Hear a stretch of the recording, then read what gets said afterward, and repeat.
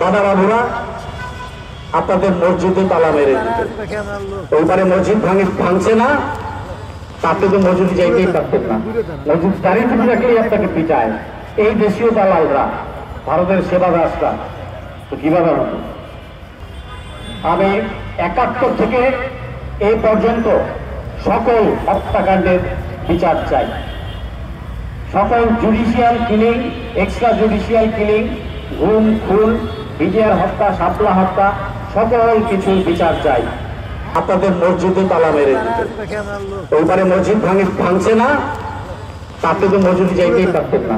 মসজিদ দাঁড়িয়ে থেকে রাখলেই আপনাকে পিটায় এই দেশীয় দালালরা, ভারতের সেবা দাসরা, তো কিভাবে হতো? যাই হোক, আমি বক্তব্য শর্টকাট করি, আবার আরেকটা প্রোগ্রাম আছে। আমি ৭১ থেকে এই পর্যন্ত সকল হত্যাকাণ্ডের বিচার চাই। সকল judicial killing, extra judicial killing, গুম খুন, বিডিআর হত্যা, শাপলা হত্যা, সকল কিছুর বিচার চাই। এই শাপলা হত্যার জন্য আলাদা কমিশন গঠন করতে হবে। এই শাপলা হত্যার জন্য আলাদা কমিশন গঠন করতে হবে।